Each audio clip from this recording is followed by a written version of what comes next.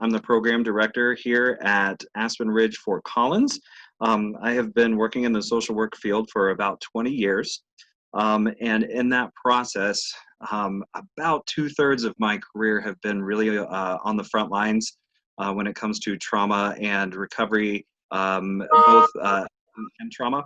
What we have or what I've experienced first was being a victim advocate at the Loveland Police Department.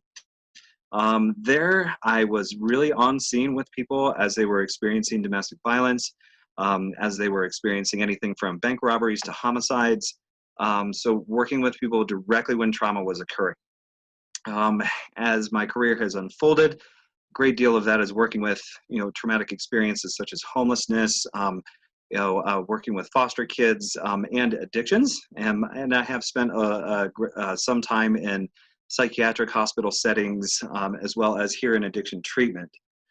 What this has provided for me is an understanding of how trauma affects different parts of the brain and different parts of a person, and how related addiction and trauma are. So that's really what this presentation is about, is helping people understand how to work with both trauma and addiction, and kind of some perspectives on how that process works.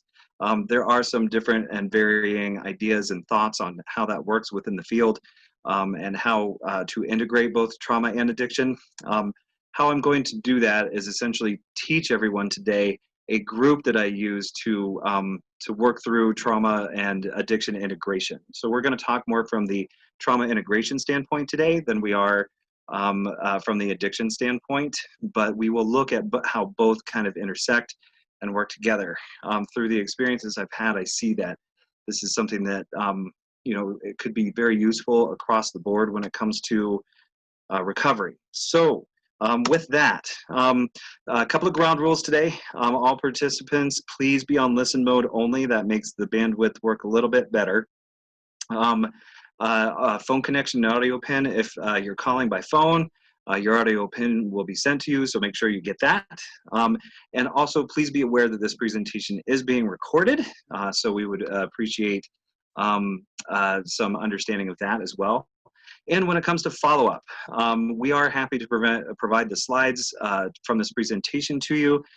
For this particular presentation, I have not provided a resource page, so please contact Karen or myself if that's something that you're interested in having. So quick ground rules on how that works, and communication during the present. I will be monitoring the chat box. Hopefully there's no questions currently, but please know that we'll be watching those, or we will get to them after the presentation. So with the experiences that I had just mentioned to you, what I really hope to accomplish today is to provide kind of a brief overview of trauma-integrated CBT and how we use it here at ARFC, an overview of the neurological components of addiction and trauma. And this is a very simple overview. We don't want to get overcomplicated, especially if we're trying to educate people on that process, and provide perspective on the power of values in addiction and recovery. Values-based decision-making is the group that I do, but the real illustration here is how to work through integrating trauma into the addiction recovery process. And I also will be suggesting a great group that we've come up with here as a team, and we have made some really great inroads in working with people through our CBT groups. So I'll start real quick in this respect with a brief overview of how we use integrated trauma here. So we have an amazing team at ARFC, and we all have different disciplines and different things that we specialize in, all the way from relapse prevention to recovery programming to inner child schemas. I mean, the list is really endless as far as what our specialties are. I have worked mostly in trauma over my career, so that's what I bring to the table. And we do have two groups that we provide for CBT in our partial hospitalization program, as well as a CBT focus group for our intensive outpatient programming.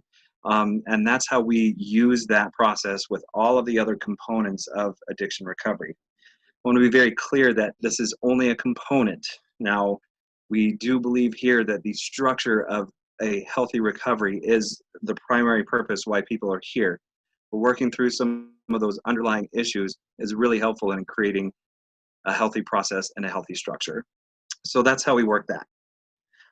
Here we'll kind of talk a little bit more about trauma integration and what the meaning of it is. A lot of that is very misunderstood.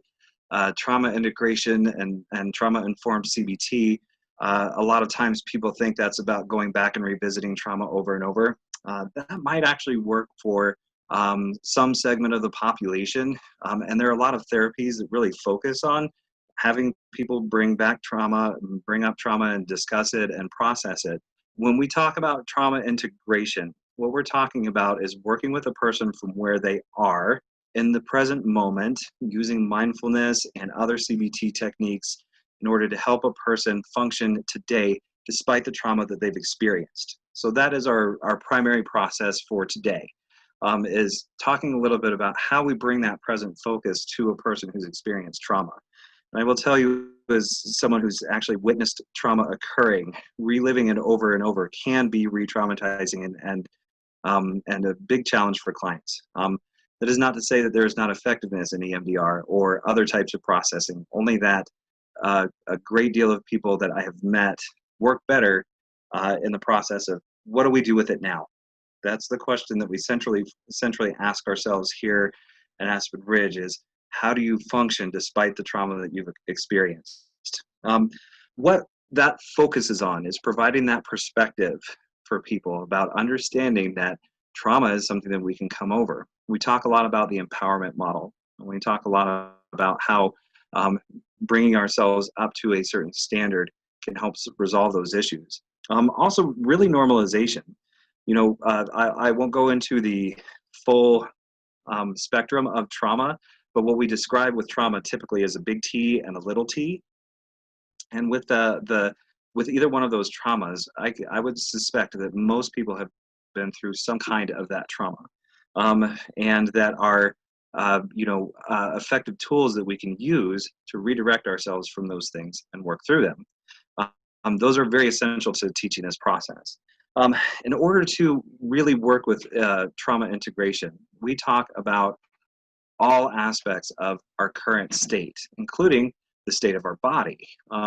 This is where, at least for AspenRidge recovery, we talk a lot about using yoga and meditation and prayer and mindfulness to work through kind of what's going on with the body. And the body is centrally focused to this process. As you'll see in a minute, we're going to illustrate how trauma works in the brain and how it actually creates an alert system that is misfunctioning in the body.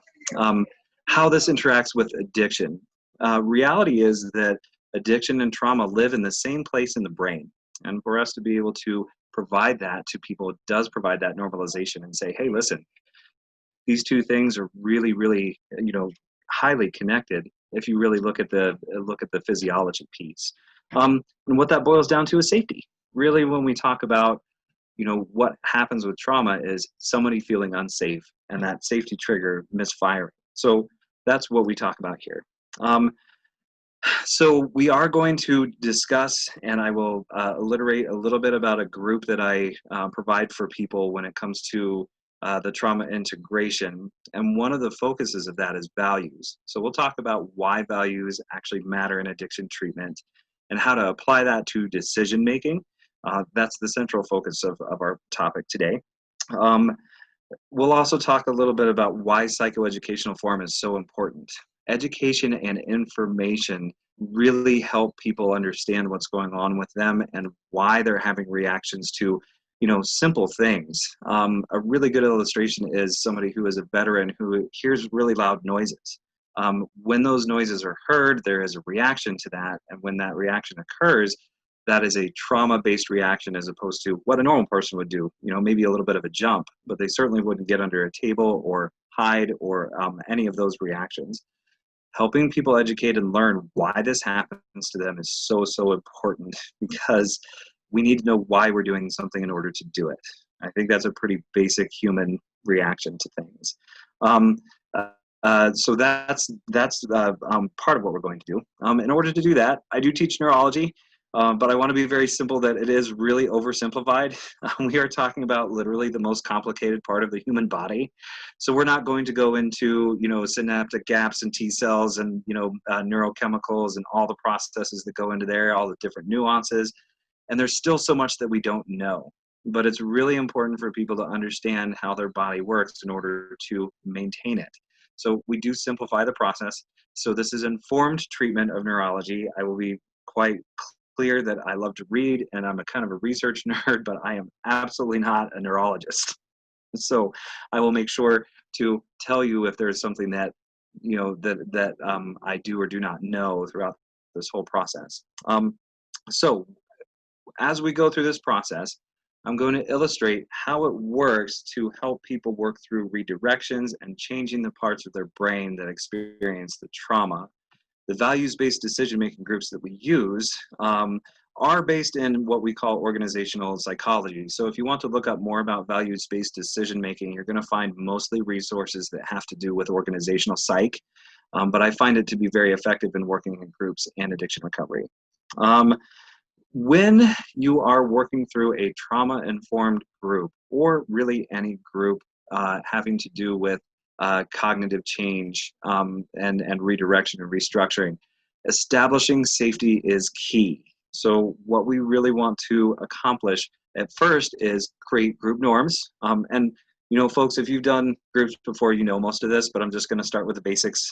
We want to make sure to establish group norms. We want to make sure there is a culture of non-judgment, and that questions are always welcome. So that is something that we are capable of doing in group therapy, and I encourage everybody to make sure, especially for this group, that those are reiterated, especially if it's a group you've been working with for a long time. Those are pretty much the essential processes of this. So when it comes down to it, we'll jump into the group to alliterate how we work through trauma integration in this forum. This is basically how we start the group. Go over all those group norms that I was just mentioning, making sure that everybody feels safe. Then we jump right into the education piece. I put this up here as I'm assuming most of us here are professionals and have a basic understanding of how the limbic system works. I have some really fun ways that I kind of illustrate that we don't really have time for today. But we just want to work with the very basic components. As we know, the limbic system is vastly more complicated than this, but for purposes of our discussion and understanding how trauma works, these 4 things are the ones I educate people on and why they're important. So just go over those real quick, I think everybody has a grasp of this. On another note, I really suggest that everybody kind of work from their own knowledge base when they're teaching these subjects. So if there's more that they know than I do, most certainly go into those things. This is really just a way I illustrate the whole issue. But here we have the hypothalamus, thalamus, the amygdala, and the hippocampus. If you do this all the time, then you are familiar with these little pieces. And what we're going to focus on is this little guy right here, which is the amygdala. Now, we all know what the amygdala does and how it works. When I'm working with clients to explain it, I essentially say that it is the safety monitor. It's the one that's kind of the crossing guard, or the police officer, whatever you want to see, that when there is danger, it will notify you of that danger. The only way it can notify us of that danger is if it has access to the hippocampus, which is really where a lot of our memories are stored. So this is how we work through it. We, like I said, use your own research and style. I think that's important. Focus on what you know about the science, and this is going forward. And I am only trying to move a window so you guys can see all of this. So hang on just a second. So as we are working through this process, use your own research style. Focus on what matters in the science. Focus on that memory and emotion piece. When we are observing these things, the hippocampus and amygdala are right next to each other for a reason. When we have a situation where we do not feel safe, our memories will tell us that that is something that is not safe. The thalamus and hypothalamus interact to create the neurochemical response. That's how simple I want to keep it, and how you really just want to let people know that this is something that happens in everyone's brain. The way I usually say that is, well, if you didn't feel fear or have some issue of safety, then you would be not alive. So we want to make sure and preserve that.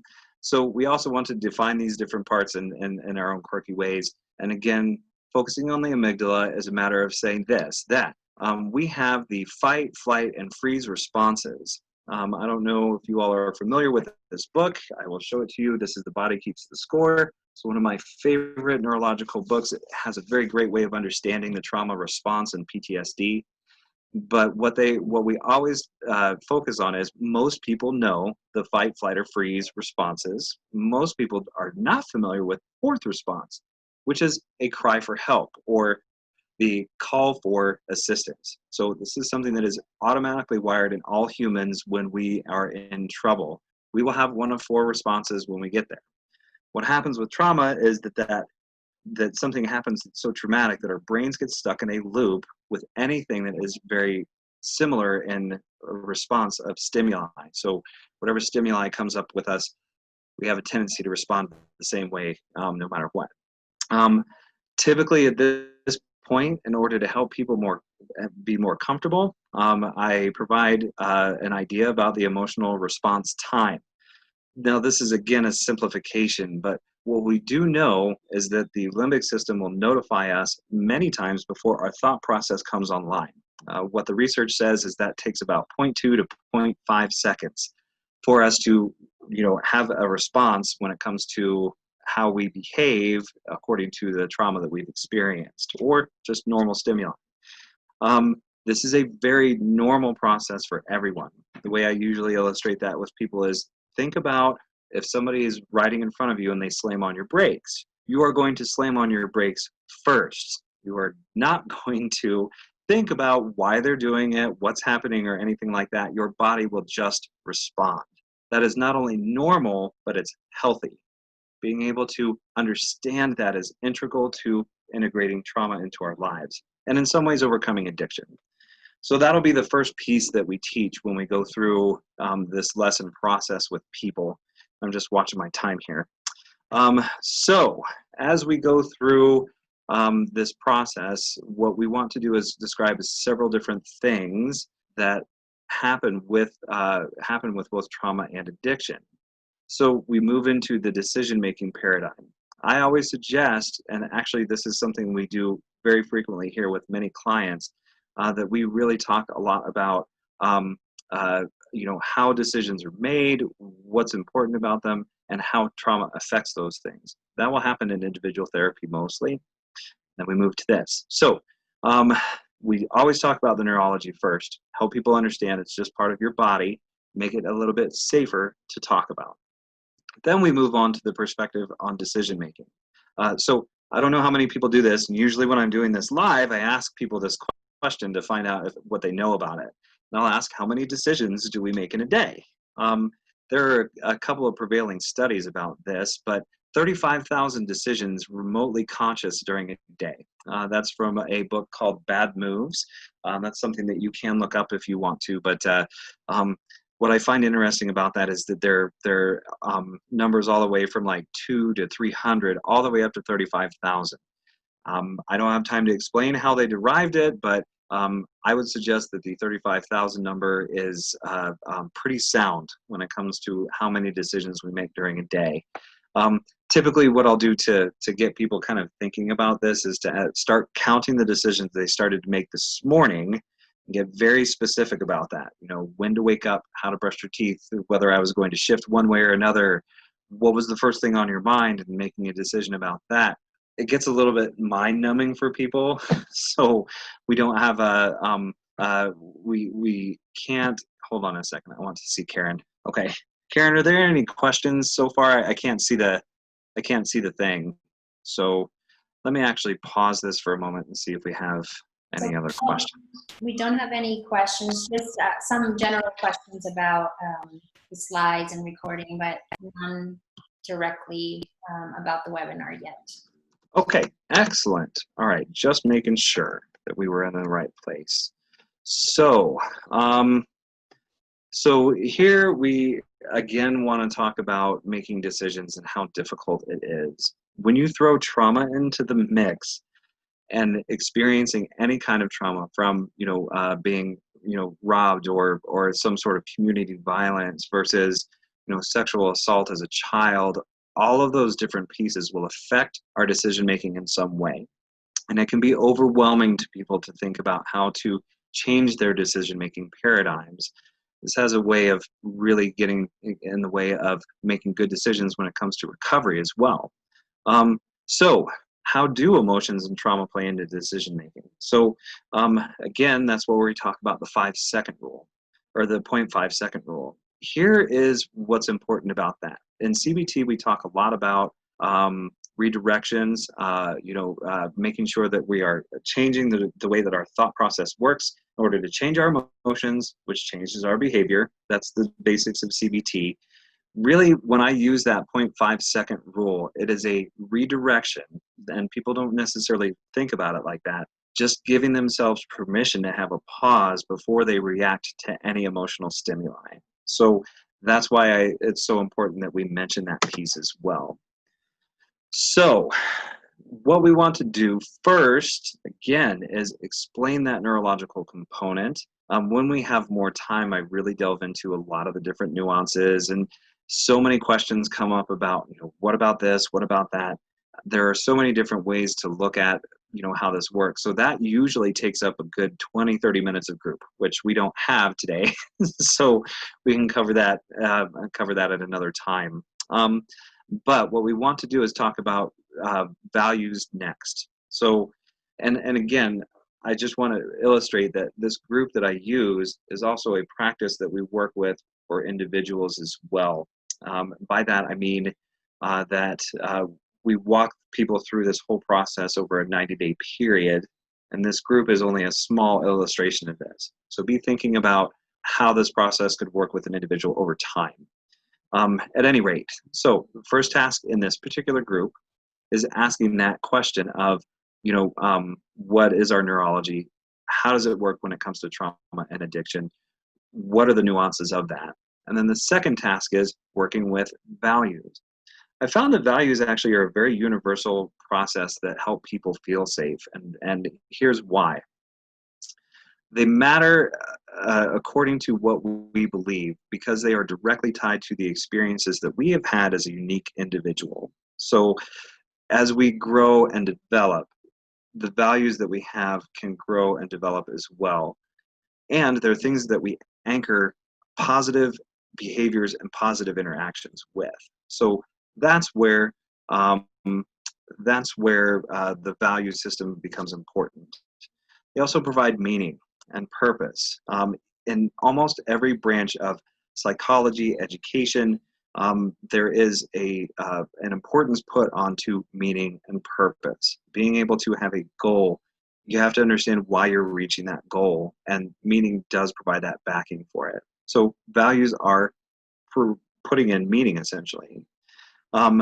I also always infuse this phrase, and I use this a lot with clients. Values are the measure by which decisions are made. When we make a choice, we have to have a measurement, and a value defined really is simply a measurement. So how do we do that when we have both emotion and logic systems in the brain? A value appeals to both. That's the way I explain it to people. It makes sense and it feels good. That's the simple part of why a value is important. Values also create safety. And when we're talking about trauma, we're talking about rewiring what people's views are and emotions are around safety. And they're linked to memory. When we feel a value or believe in a value, it's typically linked to a positive experience, sometimes negative as well, which we'll get to in just a minute. But that's why we always spend time working with values as well. So we've got the educational piece on neurology, then the values piece that we teach as well. And we always refer back to the brain when we're talking about this, because that's the one thing, if there's anything that I know about people, is that most people, actually all of them, have a brain of some sort. Being able to process these things is important. Being able to teach them is even more important. So how a values works in a group process. So there's so many different ways that people do it, and I'm curious actually after this to kind of hear what other people's ideas are. But in treatment, there's almost always some sort of values work. People do it by a lot of different ways. We use value sorts. I've got my little cards, they're all laminated. And some people use the value tree. I've even heard of these. I've actually never used these. So if anyone has experience with a couple of them, that would be great. I've done the value sort and the values tree, but I have not done these other ones. There's such topics as the giveaway party, one that I read about called the mountaintop experience, and there's memory exploration. That last one is the one that I typically use when we're working with either clients individually and or when we're working in this group. So the memory exploration piece works like this. I love doing the memory piece because it ties right back into that hippocampus amygdala process when it comes to safety. And people ad nauseum get brain stuff from me, and it's become a joke around the center that I'm like brain guy. Some people call me a zombie. So I like brains a lot. So that's one of the things that we tie in quite frequently. How we illustrate that for my value sort with clients is I ask 3 major questions to help kind of prime that process of working through your value system. So I'll ask people about a mentor that they had sometime in their childhood, someone they looked up to, somebody that they that they respected, and I ask them to use some adjectives to describe that person. So I'll say, who was this person? Then describe it. And then I also ask them about a situation that they witnessed that they knew was wrong. So this is very important. We want to avoid level 10 kind of traumas. So I always illustrate for people to make it safe. You want to think about something that was like between a 1 and a 6 maybe when it comes to that type of trauma. Typically, clients will come up with things like that they were bullied when they were kids, or they saw an adult being unfair to a child, something along those lines. Just something that taught them a way that they don't want to be, right? So that's how we work through the value system for that. And then the third question is something you view as an accomplishment. This helps prime people for something that they could be proud of or something that they feel safe about, feeling good. I always ask people to write these things out. And I tell people to take just 5 minutes to do so that we can do the last part of the activity, which is then write 5 values words that describe the scenarios above. What we're doing is digging back into people's memories for the positive and one illustration of this, the negative experiences that have shaped the person that they have become and shaped the things that they believe in order to do that. When I provide that process for folks, most everybody can come up with an answer almost immediately.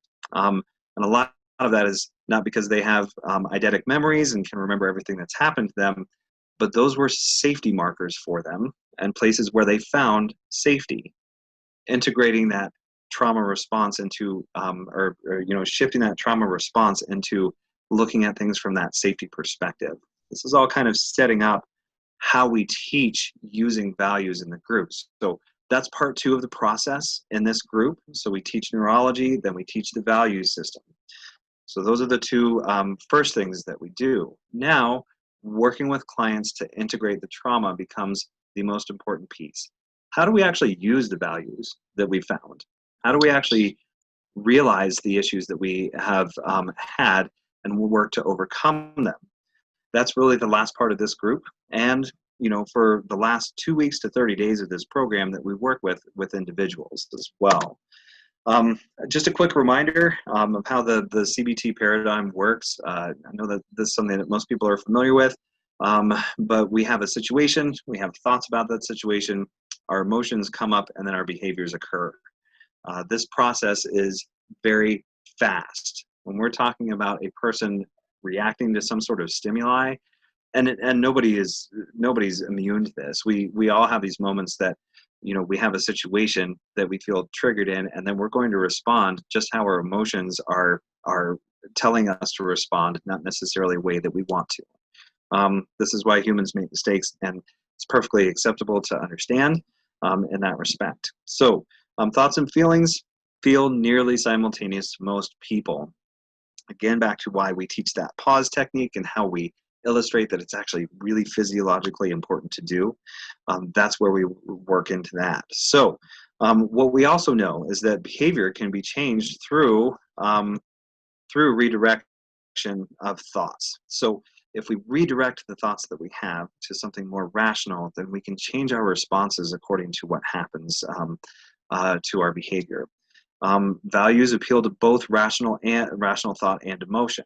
That's why I always say that they are that cognitive switch, so to speak, that help people understand how to overcome addiction and trauma, because it does appeal to both. So how we work through that. Defining values provides a concrete tool. So if we define these values, people can apply that directly to decision making. It's a very easy cognitive switch. I always like to use this, the parallel of the 13 irrational thoughts. That was an Albert Ellis concept. Reading through the thoughts that people have and saying, okay, I can see where this is not rational, and reviewing that. This is a very similar process, and that's why it's a CBT technique. Because 13 irrational thoughts help people look at how to change their behavior and be more rational about the way they behave by disputing those thoughts. This is disputing how you work with values, how you work with the neurology of trauma. And that leads us to the last part of this group. How are we doing on time? Great. The last part of the group that we provide is absolutely the most vital piece. And in order to illustrate how this works, I want to show you this and have kind of a disclaimer on this as well. So for this particular group of trauma recovery, I use a portion of this curriculum, which is, there it is, trauma recovery and empowerment. Trauma recovery and empowerment, I want to give a quick disclaimer. I have done the full groups, and I have done the training through another organization that I worked for.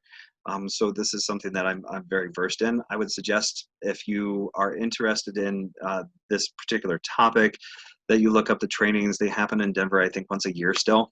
So I would suggest that that be something that you would do in order to use that curriculum.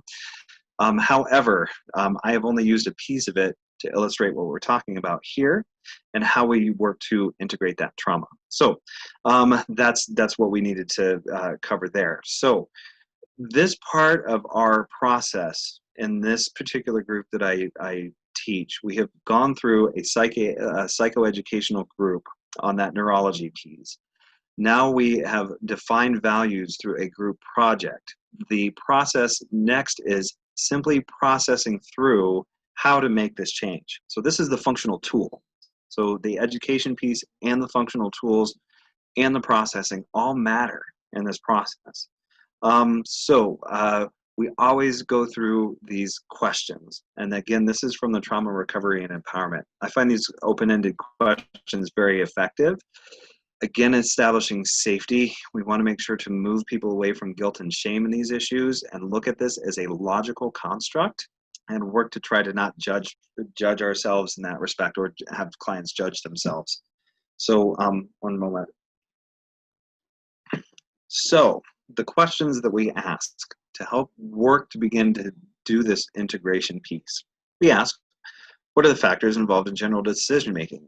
I will tell you this, that every time that we get into this discussion as a group, the factors that go into decision making are virtually endless. So we could spend an hour just talking about what factors go into decision making. Many of these things, when we talk about them, are very simple. Logistical things like, time and energy and, other people's decisions or other people's thoughts and, just going down the list.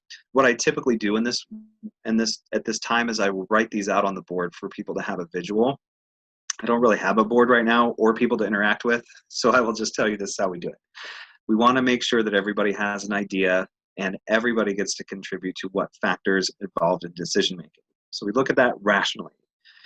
And we have to look at this one rationally as well. And I'm very much set up for people that looking at our poor decisions is not a way of beating ourselves up. The decisions we've made sometimes are negative. We just have to look and understand that we can see what they are and what those factors mean. So what factors are involved in poor decision making? We'll find that a lot of these things actually are very much the same. These two lists look very similar in a lot of cases. Impulses, comes up quite a bit. negative emotions. Those are the kinds of things we see when we start discussing this as a group. And we also talk about what factors have caused you to stop trusting your own judgment. This is another place that we have to reinforce the safety, and we have to understand this is a safe place for people to be able to understand this. But this is probably the most poignant question that will be asked in order to understand this. The answer that we're looking for to get people to work through it is some sort of trauma or some sort of negative experience that created some mistrust of ourselves. But this is our opportunity to be honest, and it only works if we can create that safety for people. And then the very last question that we'll ask for this processing part of the group is, what are negative consequences experienced as a result of a decision you made? These are usually things like jail or relationships ending,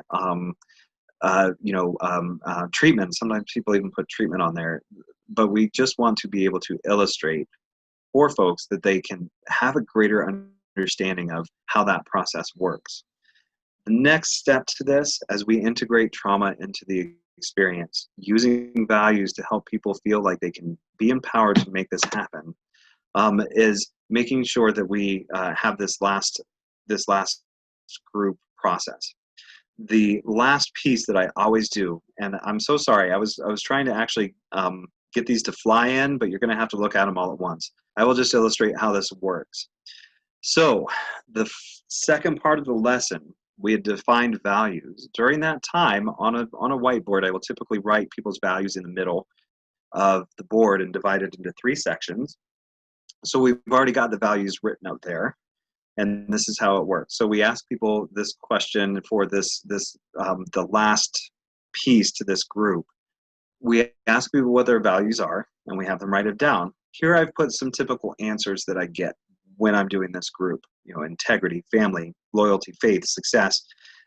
We also make sure, back up for a minute, that nobody judges each other's values because we came by them from an honest place. So that's why we use the values the way that we do. These things are sacred to people, so we want to make sure there's no judgment about that. But we see a typical list here of those different things and what they do. What I will do at this point, after all of this education and all of the processing piece, so I will ask people, in what areas do they trust themselves? My experience is that most people in treatment have a very hard time with this list. So we will encourage, we will empower, we will work with them to help them understand there still are areas of their lives that they can trust themselves in. In groups where I have a hard time getting people to talk about this, and I know that there are no DUIs or issues with people, I will always bring up driving and say, you learned how to drive when you were 16, and it's a very large, heavy, and extremely dangerous vehicle, and I call it the 2,000-pound death machine. So if you really think about it, most people can trust themselves driving at least, and it's a very tricky process that we really don't think about. So I will try to draw out those areas that people do trust themselves in. Then for this group, we will ask what areas they don't trust themselves in. For our groups, the processes that we see that have to do with trauma, mostly these are the areas in which people have experienced it. They have experienced some sort of traumatic experience. So we see people talk about family, relationships, education. Driving can come up on this list too. These 2 areas will typically be different for every person. So we will illustrate that some people feel that they trust themselves in one area while other people don't trust themselves in their area, and that's okay. Again, this is the process of normalization. Then the central focus of these questions, in order to provide the integration process and help people understand there is a tool you can use to help you make better decisions and to help you make decisions in the now as opposed to based off of your past trauma. These are the questions that we ask in the process that we take afterwards. So we are working to reframe the decision-making through a values-based perspective. So what we're doing is reframing that they have the possibility and capability of using values to make better decisions. How we do that is we have those values in the middle. Every area in which a person trusts themselves is an area in which they can apply their values. So that's the central question that we ask is, you already have the capability of trusting yourself using a value. So the central focus of this group and the trauma integration process is then you can learn to trust yourself using your values in the areas that you don't trust. So that's where we make the biggest switch and change working through integration. I have the tools already to manage trust and manage to create better decision making for myself. I can use my values to do so. That's how the empowerment process works. Helping people understand that the tools already exist, redirecting from the negative thoughts that keep them down, perhaps trauma, perhaps safety, perhaps relapse after relapse. Those are all things that are related to mistrust.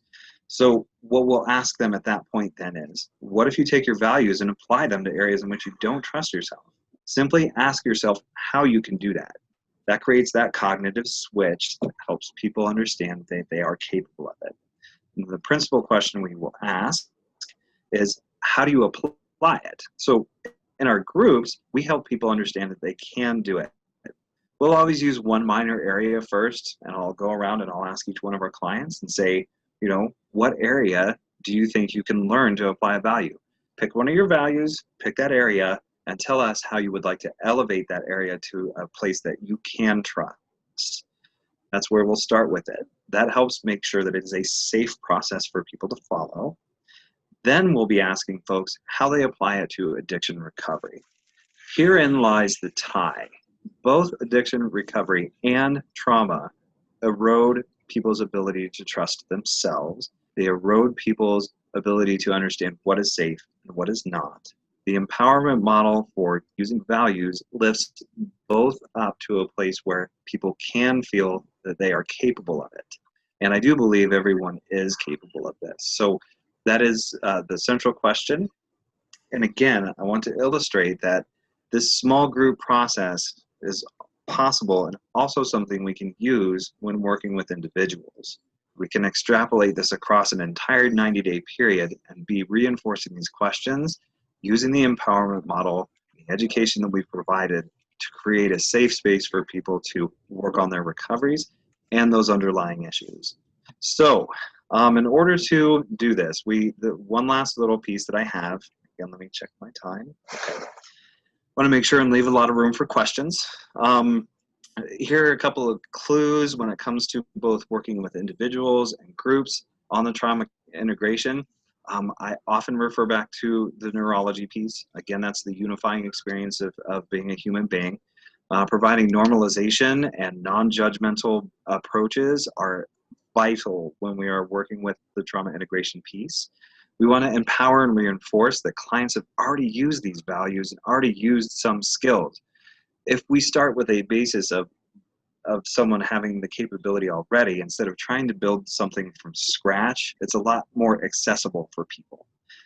We also want to focus on the positive experiences of learning values. That piece about the mentor means that there was safety in this person's life at one point. Being able to access that is vital to the process. Interject areas of trust. Usually when we're doing this group, and actually when we're working with individuals, they'll learn to mistrust themselves almost everywhere. So we have to help them understand that they can trust themselves and where that will be, being able to redirect that focus. I can't emphasize enough, when we are working in the trauma integration side of recovery, especially working with a particularly traumatized client, having the information about what the trauma was is important. In my opinion, knowing that piece provides a good basis for how you work with it. But as you work closer and closer with a person, make sure that present focus is a big part of where you are. What are you doing now? How do you ground yourself? What's mindful techniques that you use to get yourself here in this space? That safety provides the ability for the brain to heal and physically heal in some cases. So that's how we apply the lessons that we've learned from this lesson to our individual experiences. So I rushed through that a lot, and I do apologize. I've been made aware that I talk really fast, and I hope that you guys all got that. But I'd really like to move to questions, because that will help clarify what we're talking about here. So let me go ahead and get out of this real quick and ask any other questions. And also, thank you all so much for coming. I'm always excited to do these things. It still gets me sometimes that I am even doing these kinds of things. So I certainly appreciate your attendance. And please, any other questions or thoughts, would like to kind of turn this into more of an open forum at this point. Let me go ahead and stop sharing real quick and see what kind of questions are out there. There are a lot of them. Let me try to ask them, and I'll do my best to ask them in order. Oh, thank you. Thank you for that. That was very kind. Okay, so here's a question. I wonder how we keep clients from feeling like something was their fault when we're addressing the last question on the value slide. And again, I want to reiterate that the guilt and shame is something that becomes very, very challenging to work with. And in some cases, if someone's really dug in with how they feel about those, we're addressing, it can be really tricky. But again, it's more that idea of helping people move to and understanding the positive ways they've used their values instead of focusing on it's not your fault and it's okay. If you have a good enough relationship with people, it is healthy to help them understand that. But I think it takes quite some time for someone to hear that from you and believe it. So really, it's that focus on the positive to create the empowerment. That was one of the first questions I had. Sorry about the colors on the slides. That was another question we have. Here's a good question. How do you work with clients who say their values go out the window when they are in active use? They may have the values in their lives, but feel they have not lived them and feel estranged from them even. This is a very real and true experience. Thank you. That was from Becky, so I appreciate hearing that. This is a very real experience that people occur. A lot of that is, again, present focus, and we can rely on the environment. So if someone is saying, oh yeah, my values go out the window with active use, then we redirect them to, well, you're doing something about it. You're in treatment. You're working through it. You're managing that situation. So the central question isn't, why does that happen? The central question is, how do I structure my life so I can manage it to not happen again? So that's how I would redirect that particular situation. Let's see. Yes, slides will be available. That's the other question that we had. Let's see. Here's a question. Let me try to truncate this a little bit. This is from Michael. This question says, so is it that the mindfulness techniques are a part of that you endeavor to not re-traumatize the individual during addiction treatment process? Yes. So mindfulness and grounding, and actually I do another lesson on mindfulness and grounding, talking about the 6 different types of meditation, how to access meditative states. Again, we talk about neurology and the states of the brain. But yes, when it comes to the mindfulness process and why we focus on it so much at ARFC is to bring that present focus and to work through that sensitivity of trauma. Again, when we're working with people who experience trauma and they have been triggered by some sort of trauma, going and asking them, to describe the event or what happened to them, so on and so forth, can be very, very challenging for them to experience. Bringing them focus and mindfulness does make a difference in that respect, which is a whole different topic. But for bringing people back to present, I'll use anything from progressive muscle relaxation to object description to safe spaces exercises. There's lots of different ways we can work through getting people present focused to avoid re-traumatization. So that's the first part of that question. Yes, yeah.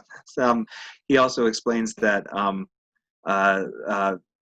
group processes can be a traumatic experience in general. Exactly why we want to make sure that we establish safety first and be able to talk about things in general that are in the present. Yes, and I agree with that very much. If we do get somebody who's triggered, we will walk them through those mindfulness processes. That's the other piece of the question, is we'll continue to do that. So that's the end of the questions I have. Does anyone have any more live questions or would like to put something else on the chat? you're more than welcome to turn on your cameras and your audio at this point so we can have a little bit more interaction. Just wondering if there are any other questions.